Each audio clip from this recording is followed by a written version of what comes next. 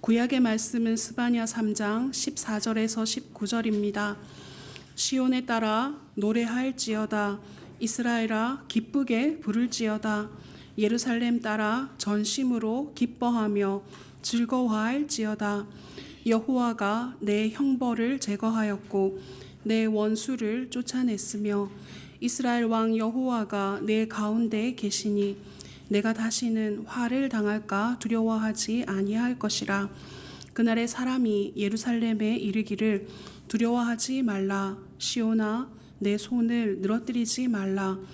너의 하나님 여호와가 너희 가운데 계시니 그는 구원을 베푸실 전능자이시라.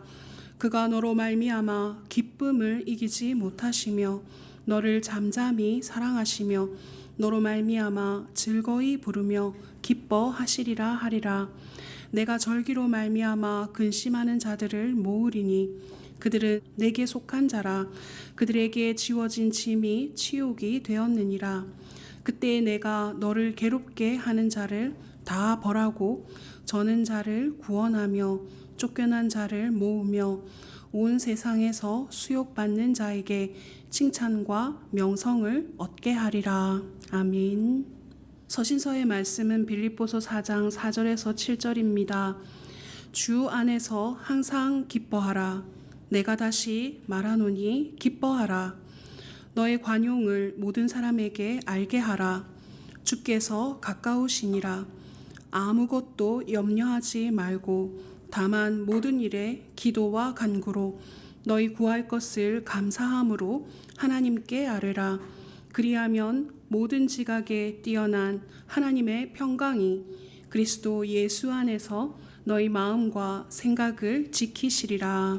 아멘. 복음서의 말씀은 누가복음 3장 7절에서 14절입니다. 요한이 세례받으러 나오는 무리에게 이르되 독사의 자식들아 누가 너희에게 일러 장차 올 진노를 피하라 하더냐. 그러므로 회개에 합당한 열매를 맺고 속으로 아브라함이 우리 조상이라 말하지 말라.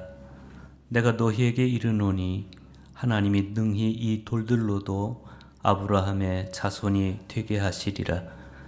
이미 도끼가 나무 뿌리에 놓였으니 좋은 열매 맺지 아니하는 나무마다 지켜 불에 던져지리라. 무리가 물어 이르되 그러면 우리가 무엇을 하리이까? 대답하여 이르되 옷 두 벌 있는 자는 옷 없는 자에게 나눠줄 것이요 먹을 것이 있는 자도 그렇게 할 것이니라 하고 세리들도 세례를 받고자 하여 와서 이르되 선생이여 우리는 무엇을 하리이까 하매 이르되 부과된 것 외에는 거두지 말라 하고 군인들도 물어 이르되 우리는 무엇을 하리이까 하매 이르되 사람에게서 강탈하지 말며 거짓으로 고발하지 말고 받는 급료를 족한 줄로 알라 하니라. 아멘. 주님의 말씀입니다. 대림절 세 번째 초에 불을 붙였습니다. 이렇게 이제 겨울과 함께 대림절이 무르익어 가는데 대림절이 무르익어 간다는 것은 주님 오실 때가 그만큼 가까웠다 이런 의미이겠습니다. 이 대림절은 그리스도의 초림 즉 성탄과 재림을 함께 기다리는 그런 절기입니다. 세상의 참 빛으로 오시는 그 주님을 상징하는 대림초가 본래는 전래색을 따라서 기다림과 회개를 상징하는 보라색이었습니다. 그런데 최근에는 진보라, 그 다음에 연보라, 또 연분홍, 흰색 순서로 사용하는 교회가 들어가고 있습니다. 대림절이 주님 오심을 고대하며 주님의 순결한 신부로서 자신을 준비해 가는 절기라는 점에서 대림초의 이러한 변화는 나름의 메시지를 그 안에 담고 있습니다. 그러나 이 대림초의 기원은 성경에 근거하고 있거나 또 신학적으로 중요한 의미를 가지고 있거나 그런 건 아닙니다.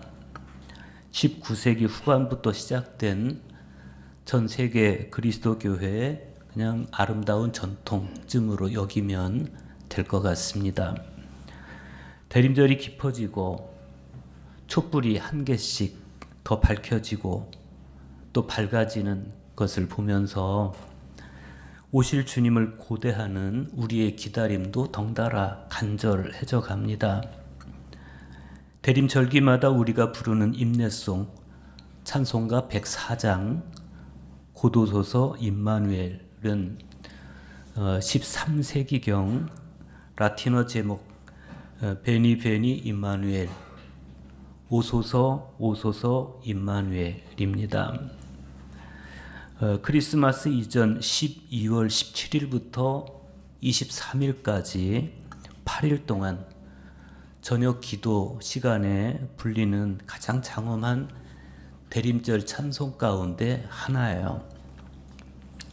주님의 오심을 열렬히 갈망하는 그 마음이 이 찬송 가사에 고스란히 담겨 있습니다. 그 일부를 소개하면 이렇습니다. 오 오소서 임마누엘이여, 하나님의 독생자 나타나실 때까지 여기 외로이 유배 중에 슬퍼하고 있는 포로 이스라엘의 속전이시여, 오 오소서 이새의 막대기시여, 당신의 자녀들을 사탄의 횡포에서 노임받게 하소서. 지옥의 깊은 곳에서 당신의 백성을 구원하시고 무덤의 승리를 안겨주옵소서. 오 오소서 돋는 해이신 당신이여, 오셔서 여기 당신의 강림으로 우리 마음에 용기를 주소서. 밤에 어두운 구름을 흩으시고 죽음의 검은 그림자들 패죽게 하소서. 오 오소서 다윗의 열쇠이신 당신이여, 오셔서 우리의 하늘 본향을 넓게 여소서. 하늘로 인도하는 길을 안전케 하시고 비탄으로 가는 길을 닫아주소서. 오 오소서 힘의 주이신 당신이여, 옛날 시내산 언덕에서 구름 속에서 위험과 두려움으로 당신의 족속들에게 율법을 주신 주여 오시옵소서. 오 이스라엘아 기뻐하라 기뻐하라, 임마누엘이 네게 오시리라.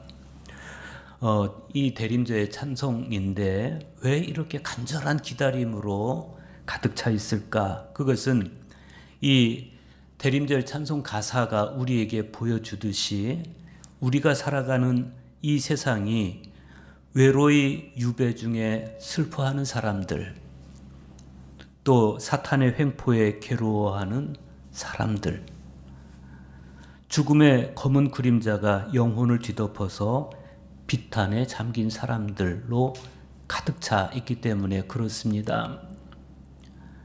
우리가 지난주에 보았던 그 복음서의 상황, 바로 그런 상황입니다. 황제나 총독이나 왕이 세상의 중심에 서서 진리를 영리로 바꾸어 버린 그런 시대이죠. 바로 그런 까닭에 하나님의 말씀은 화려한 도시가 아닌 빈들에서, 또 당대의 주역들이 아닌 빈들의 사람에게 들려올 수밖에 없었습니다. 오직 빈들의 사람 세례 요한만이 말씀이 임하는 자리에 있었기 때문입니다. 말씀이 들려오는 자리에 서서 메시아의 오실 길을 예비하는 요한, 희망은 이 세례 요한에게부터 시작이 됐습니다.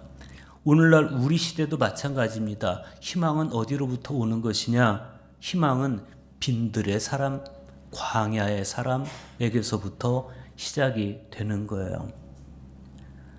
빈들은 말씀이 임하는 자리입니다. 말씀이 임하는 자리를 소중히 여기고 말씀을 가슴에 새겨 듣는 사람, 그런 사람으로부터 희망이 시작이 되는 거예요. 우리가 어떻게 그런 삶을 살 수 있을까?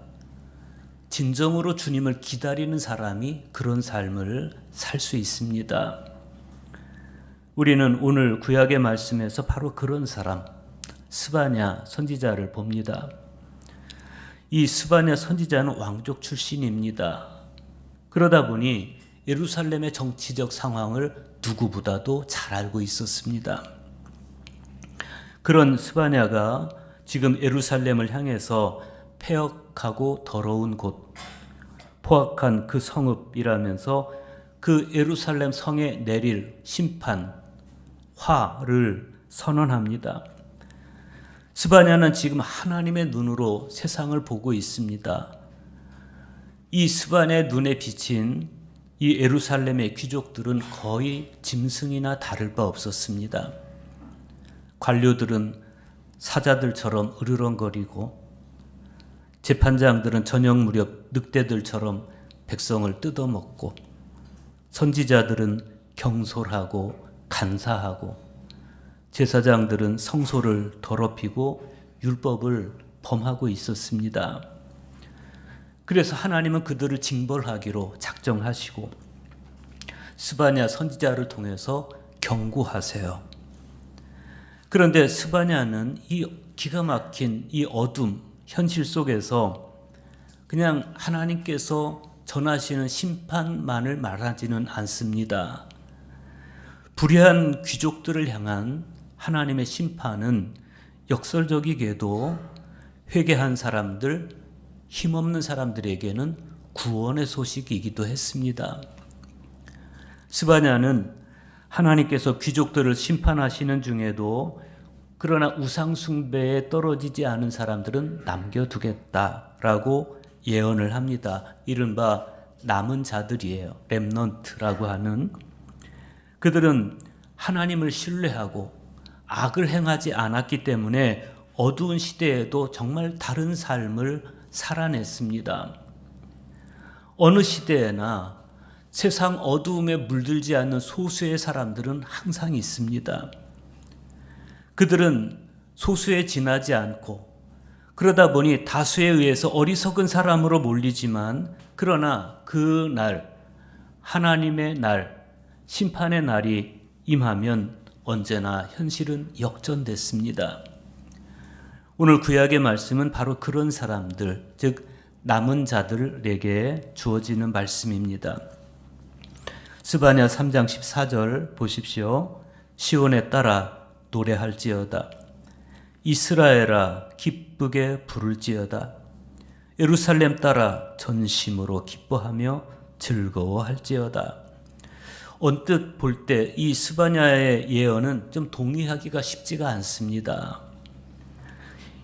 이렇게 어떻게 이 어둡고 불의한 시대를 살아가면서 기뻐하는 노래를 부를 수가 있겠습니까?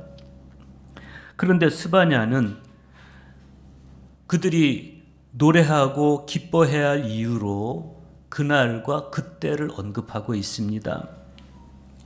무엇보다 스바냐 선지자는 16절 이하에서 그 날에 대해서 그리고 19절 이하에서는 그때 일어날 일에 대해서 예언합니다.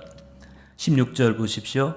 그날에 사람이 예루살렘에 이르기를 두려워하지 말라. 시온아 내 손을 늘어뜨리지 말라. 여기서 말하는 그날은 어떤 날이겠어요? 15절에 의하면 이스라엘 왕 여호와가 너희 가운데 계시는 그날이에요. 바로 그분 임마누엘의 하나님은 구원을 베푸실 전능자시라 그랬습니다. 그런데 그 하나님께서 이스라엘의 남은 자들, 모든 사람들이 다 부패해서 관료들도 제사장도 선지자도 다 부패했던 그 시대에 그러나 마음을 오로지 해서 하나님만 바라보고 있는 그 남은 자들을 바라보실 때 그때 하나님의 심정이 어떠한지를 스바냐는 이렇게 표현합니다. 그가 너로 말미암아 기쁨을 이기지 못하시며 너를 잠잠히 사랑하시며 너로 말미암아 즐거이 부르며 기뻐하시리라. 놀랍고 참 따뜻한 말씀이죠. 그분 여호와께서 너로 말미암아 기뻐하신다.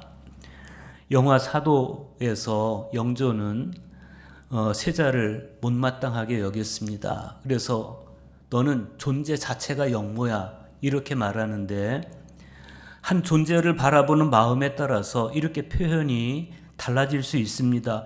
경솔하고 간사한 사람들, 성소를 더럽히고도 수치를 알지 못하던 사람들을 향해서는 가차없이 화를 선포하시던 하나님께서 이스라엘의 남은 자들을 바라보시면서는 그렇게 나는 너로 말미암아 기쁘다라고 말씀을 하시는 겁니다. 그날 주님의 날이 임했을 때 과연 우리는 어디에 속해 있을까? 쫓겨난 사람들 가운데 있을까? 회개한 사람들 가운데 있을까? 아니면 남은 자들 가운데 있을까? 만약 우리가 전심으로 회개하고 주님께 돌아가서 소수의 남은 자들 가운데 속해 있을 수 있다면 하나님은 우리를 향해서도 나는 너희 때문에 정말 기쁘다. 나는 너 때문에 정말 기쁘다. 그렇게 말씀을 하실 것입니다. 자녀의 행복이 어디 있겠어요? 나를 바라보시는 부모님의 눈에 기쁨이 가득하고 사랑이 가득하고 그럴 때 그 자녀는 행복하죠. 그렇듯이 나를 사랑스러운 눈으로 바라보시는, 그리고 기쁨을 이기지 못해 하시는 그 하나님의 시선을 보면서 우리 그리스도인들의 행복은 무르익어 가는 것입니다. 바로 그 행복을 주시려고 하나님은 우리에게 오시겠다고 하시는 것이고, 그래서 우리는 이 대림절에 그렇게 간절하게 주님을 기다리며 오소서 오소서 임마누엘이여 하면서 주님을 기다리는 거예요. 그런가 하면 19절에는 그때 일어날 일이 묘사되어 있습니다. 그때 내가 너를 괴롭게 하는 자를 다 벌하고 저는 자를 구원하며 쫓겨난 자를 모으며 온 세상에서 수욕받는 자에게 칭찬과 명성을 얻게 하리라. 여기서 말씀하시는 너는 차별당하는 너입니다. 바벨론의 포로로 끌려온 이 유대인들도 바로 이 차별당하는 사람들에게 속해 있었습니다. 당시에 바벨론은 천하무적의 제국이었습니다. 때때로 가난하고 소외된 사람들에게는 이 세상이 도저히 넘어설 수 없는 바벨론처럼 그렇게 느껴질 때가 있습니다. 그런데 하나님께서 우리에게 말씀하시는 것은 그때가 있다는 거예요. 모든 것이 역전되는 그 상황, 그날 그때가 반드시 있다. 바벨론 제국의 위세가 여전히 기세등등하고 그 위세가 도무지 꺾이지 않을 것 같던 그런 시대에, 그러나 스바냐 선지자는 그날이 있다고 말씀하는 거예요. 주님 오시는 날, 심판이 임하는 그날이, 그때가 있다는 거예요. 그래서 스바냐의 이런 선포를 듣는 사람들은 어떤 심정이었을까를 생각해 보게 되죠. 대개는 비현실적으로 들었을 것 같아요. 여러분은 성경 말씀을 읽을 때 어떻게 읽으셨습니까? 우리가 이 말씀으로 토요일이면 모여서 렉시오 디비나를 합니다. 여러분들은 이 말씀을 읽으면서 어떤 심정으로 이 말씀을 읽으셨습니까? 아, 주님이 오시는 그날이, 그때가 다가오는구나, 회개해야지, 그런 마음이었습니까? 아니면 그냥 이건 성경에 글로 표현된 것이고 비현실적인 거야 라고 생각하고 잊으셨습니까? 우리는 말씀을 붙들고 현실을 넘어서는 사람들입니다. 스바냐가 거론한 그 사람들의 운명을 훗날 예수님도 똑같이 당하셨습니다. 십자가에 처형당한 예수, 그분이 바로 저는 자였고 쫓겨난 자였고 수욕을 받는 자였습니다. 그 사실은 유대인들에게는 거리끼는 것이었고 이방인들에게는 미련한 것이었습니다. 그러나 하나님께서는 그날과 그때의 이 상황을 정확하게 반전시키셨습니다. 그것이 바로 예수 그리스도께서 이루신 십자가를 넘어서는 부활이었습니다. 그리스도인이란 바로 이 진리에 희망을 두는 사람들이고 그 반전, 그리스도를 통해서 일어난 반전을 오늘 나에게 임하는 현실로 여기고 현실을 살아가는 사람들입니다. 오늘 서신서에서 사도 바울은 말씀합니다. 빌립보서 4장 4절입니다. 주 안에서 항상 기뻐하라. 내가 다시 말하노니 기뻐하라. 여러분 이 말씀에 동의할 수 있겠습니까? 항상 기뻐할 수 있겠습니까? 그럴 수 있기를 바랍니다. 그런데 사도 바울이 말씀하는 이 기쁨은 철저하게 주 안에서라는 조건에 기초하고 있습니다. 사도 바울의 이 말씀은 바로 앞에 있는 1절의 말씀을 이해해야만 비로소 이해할 수 있는 말씀이에요. 그 앞에 1절을 보면 이렇습니다. 그러므로 나의 사랑하고 사모하는 형제들, 나의 기쁨이요 면류가 아닌 사랑하는 자들아, 이와 같이 주 안에 서라. 바울은 우리에게 주 안에 서라 이렇게 말씀해요. 그런데 히라보 원문에서 이 말씀을 찾아보면 아주 중요한 단어가 우리말 성경에서 빠져 있다는 걸 알 수가 있어요. 스테케테, 즉 그 원문에서 보면 굳게 서라, 진실하게 서라 그런 뜻이에요. 주 안에 굳게 서는 것, 주 안에 진실하게 서는 것, 그것만이 기뻐할 수 있는 열쇠입니다. 그러면 주 안에 굳게 서는 것, 진실하게 서는 것, 그게 뭐겠습니까? 사도 바울은 그것에 대해서 직접적으로 언급하지 않고 대신 다른 이야기를 시작합니다. 5절 보십시오. 너희 관용을 모든 사람에게 알게 하라. 주께서 가까우시니라. 여기서 관용은 헬라어로 토 에페이케스라고 합니다. 손해를 보거나 역경을 당해도 동요하지 않고 평정을 유지하는 영적 인내를 가리킵니다. 초기 그리스도교는 이런 관용을 교회의 아주 중요한 특성으로 봤습니다. 너희 관용을 모든 사람에게 알게 하라. 이 말씀은 관용을 교회 정체성으로 삼아라. 그런 의미입니다. 그것이 바로 주 안에서 기뻐하는 사람들의 결정적인 특징이라는 거예요. 만약 우리가 관용을 모르고 살아간다면 그것은 우리가 그리스도교 신앙을 아예 모르는 것입니다. 혹은 너무 세상에 길들여져서 잊고 있는 것이죠. 여기서 벗어날 수 있는 최선의 길은 기독교 신앙의 중심으로 들어가면서 동시에 세상에 길들여지지 않는 것입니다. 이 두 가지는 서로 긴장관계 혹은 변증법적 관계입니다. 신앙의 중심으로 들어오면 당연히 세상의 삶에 길들여지지 않게 될 것이고 세상의 삶에 길들여지지 않아야만 우리는 그리스도교 신앙의 중심으로 들어갈 수가 있습니다.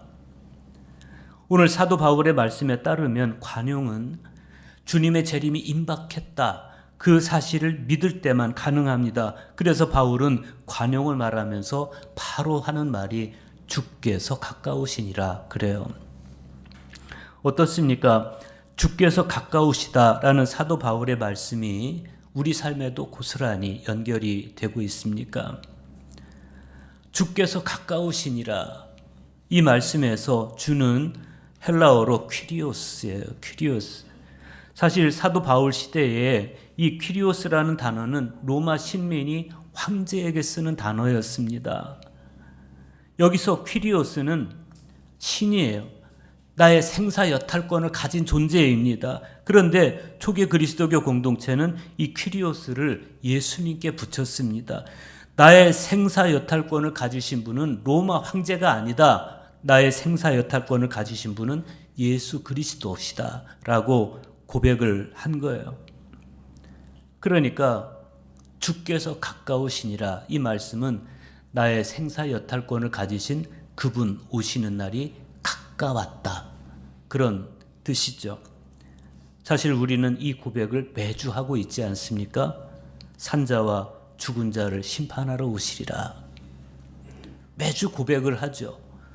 그러나 긴박감은 없어요. 왜 그렇습니까? 믿지 않거나 아니면 그냥 습관적으로 외우고 말기 때문에 그렇습니다.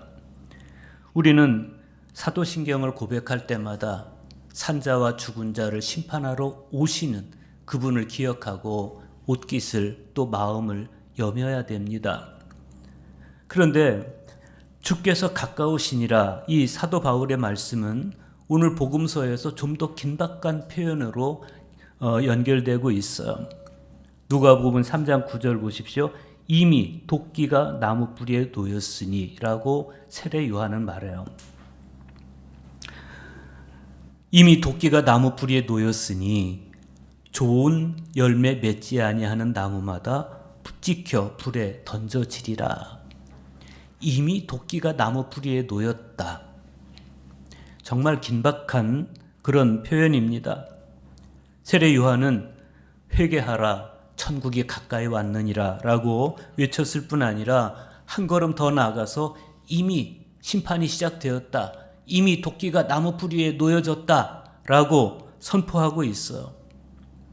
여기서의 도끼는 심판의 도구입니다. 그러면 당시 사람들은 세례 요한의 이 경고를 어떤 마음으로 받아들였겠습니까? 심판의 긴박감 안에서 이 경고를 받아들였습니다. 가까이 오신 주님, 이미 도끼는 나무 뿌리에 놓였다는데 그래서 그들은 요한에게 물어요. 그러면 어떻게 해야 됩니까? 이미 심판이 가까이 왔는데 이미 도끼가 나무 뿌리에 놓였는데 어떻게 해야 됩니까? 그러면 우리가 무엇을 하리이까? 라고 물어요. 10절에서. 이 긴박하고 애절한 물음은 이 대림절을 지나면서 저와 여러분이 가져야 되는 물음입니다. 다시 오실 주님을 기다리면서 성탄을 기다리면서 회개에 합당한 열매를 맺기 위해서 우리는 그러면 어떻게 해야 됩니까? 라고 물어야 됩니다. 이 물음에 대해서 요한의 대답은 간명합니다. 11절 보십시오. 대답하여 이르되 옷 두 벌 있는 자는 옷 없는 자에게 나눠줄 것이요 먹을 것이 있는 자도 그렇게 할 것이니라. 세리에게는 이렇게 대답합니다. 부과된 것 외에는 거두지 말라. 군인들에게 한 대답도 간명합니다.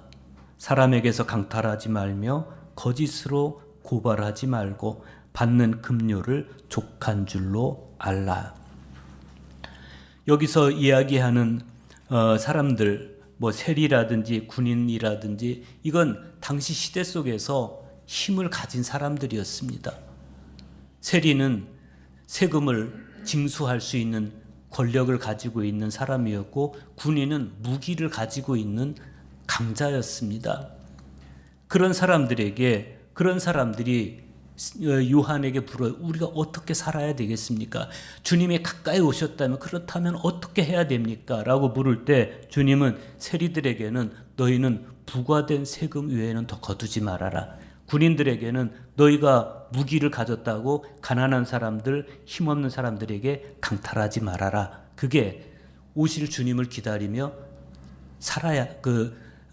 기다리는 사람들이 갖춰야 할 삶의 자세라는 거예요. 오늘 우리도 마찬가지죠. 우리는 각각의 직업을 가지고 각자의 삶의 자리에서 살아가는 사람들입니다. 우리가 이 땅에서 주님을 기다리는 자로서 마땅히 살아가야 할 삶이 있습니다. 그 삶은 교회에서만이 아니라 내가 살아가는 삶의 자리에서 그렇게 살아가야 된다는 거예요. 주님께서 산자와 죽은 자를 심판하러 오실 것이기 때문에 이미 도끼가 나무 뿌리에 놓였습니다. 좋은 열매 맺지 않는 나무마다 찍혀 불에 던져질 것이다 라고 성경은 말씀합니다. 그래서 우리는 지금 회개해야 되고 지금 새로운 삶을 시작해야 됩니다. 지금 의복을 나누어야 하고 지금 음식을 나누어야 하고 지금 불의한 일을 중단해야 됩니다. 그러면 주님은 우리를 보시면서 나는 너로 인하여 참 기쁘다라고 말씀해 주실 것입니다. 이렇게 가까이 오신 주님, 이미 나무 뿌리에 놓인 도끼를 바라보며 우리 삶을 바꾸고 전환하고, 그래서 주님께 칭찬 들을 수 있는, 나는 너로 인하여 기쁘다라고 칭찬 들을 수 있는 우리 모두가 될 수 있기를 간절히 축복합니다.